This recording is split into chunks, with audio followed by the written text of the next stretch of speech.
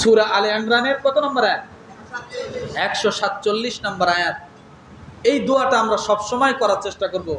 রব্বানা গফির লানা যুনুবানা ওয়া ইসরাফানা ফি আমরিনা ওয়া সাব্বিত আকদামানা ওয়ানসুরনা আলাল কওমিল কাফিরিন।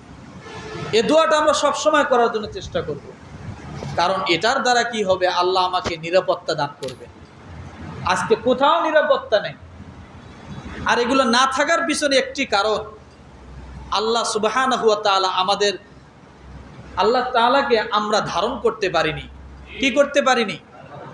ভালো করে বোঝেন, একটি মাছের জন্য সবচেয়ে জরুরি তার পানি। পানি যদি না থাকে মাছ বেঁচে থাকবে?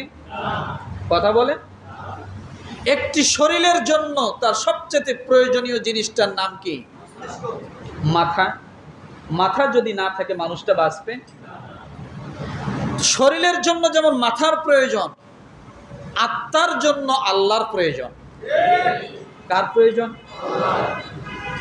আত্মার জন্য আল্লাহর প্রয়োজন। সেই আত্মাতে যদি আপনি আল্লাহকে রাখতে না পারেন, আল্লাহকে ঢোকাতে না পারেন, আল্লাহর যদি না বানাতে পারেন আপনার আত্মাকে, তাহলে শয়তান বসবাস করবে। আর শয়তান যখন বসবাস করবে, তখনই আপনি আল্লাহ দ্রোহী হবেন, মানুষ দ্রোহী হবেন, দেশ দ্রোহী হবেন এবং মানবতার শত্রু হয়ে দাঁড়াবেন।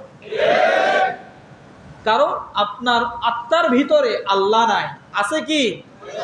আর শয়তানের কাজ হলো ক্ষমতার লোভ, অহংকার, গর্ব, সবকিছু এই শয়তানের কাজ। শয়তান এগুলো প্রচারণা করে, প্রশ্রয় দেয়, যার কারণে মানুষ বারবার ভুল করে বসে।